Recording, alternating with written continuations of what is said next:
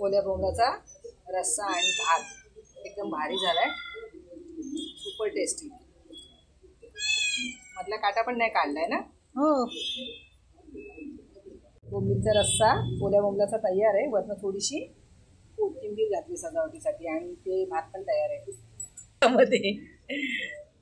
मस्त झालंय, कलर पण एकदम भारी आलाय. ओल्या बोंबलाचा रस्सा.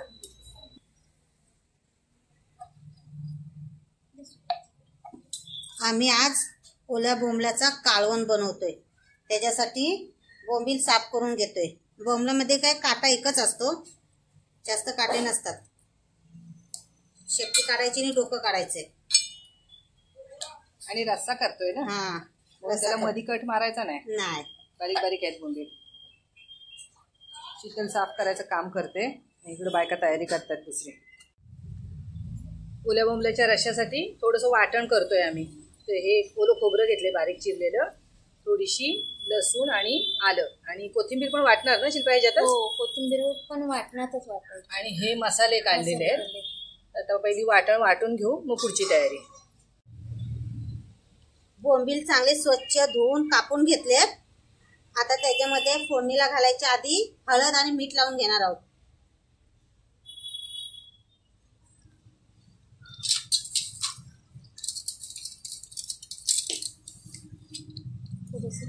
थोडंसं बेडगी तिखट टाकायचंय. वाटण वाटतायत तोपर्यंत हे लावून ठेवायचं. हा.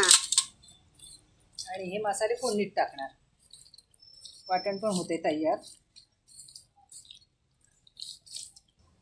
बोंबलाच्या रश्श्याला आता आम्ही फोडणी करून घेतोय.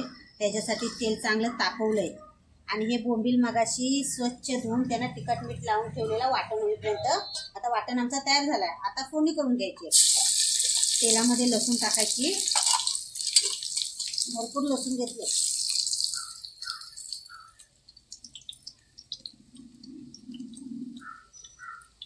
आता जो आपण ओलं वाटण तयार केलंय तो टाकून घ्यायचं. पुन्हा खोबऱ्याचं.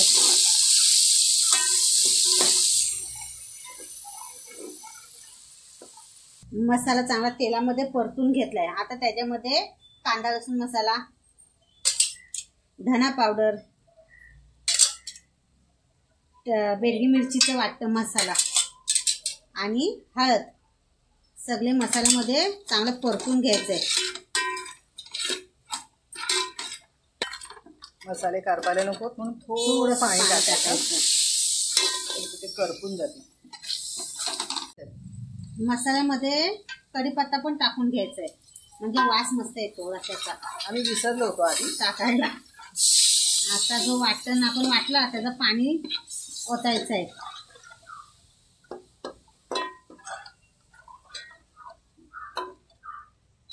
ओले बोंबील आता बाजारात यायला लागलेत ना, म्हणून आम्ही तसा रस्सा बनवून खातोय. रस्सा आमचा शिजतोय तोपर्यंत तुम्ही सबस्क्राईब करून घ्या आमच्या चॅनलला, अजून केलं नसेल तर. मस्त आलाय कलर. आता ह्या ग्रेव्हीत पाणी टाकणार ना थोडंसं. बरीचशी लोक व्हिडिओ बघतात पण सबस्क्राईब नाही करत, तर प्लीज सबस्क्राईब करा. अजून आमचे 1000 पण नाही पूर्ण झाले. मस्त आला कलर पाणी टाकल्यावर. तरी आली.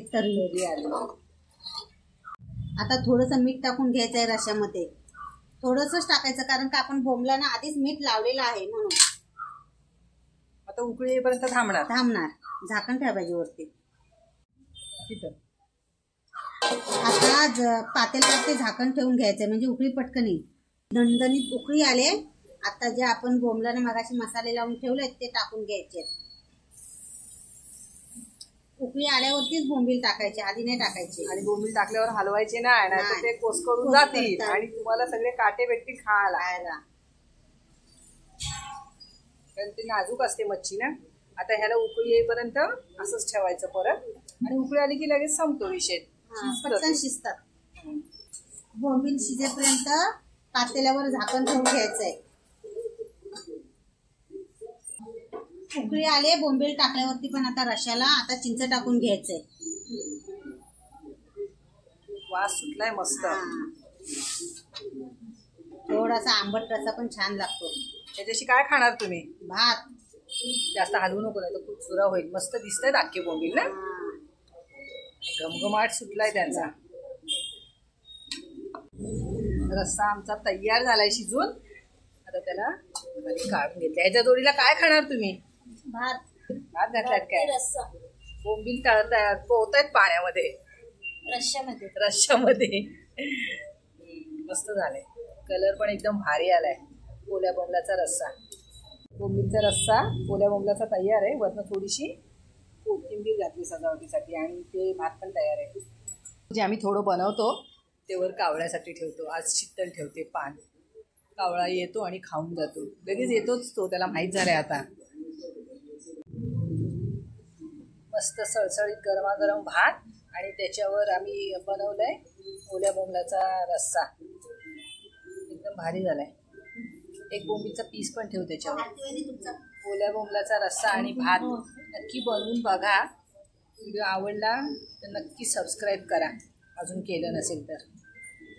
बोंबलाचा रस्सा आणि भात एकदम भारी झालाय. Super tasty. मधला काटा पण नाही काढलाय ना? हो. शीतल कसा झालाय रस्सा? मस्त झालं एकदम भारी. मेहनत करणारे मेंबर खात आहेत. ते आई खाते माझी.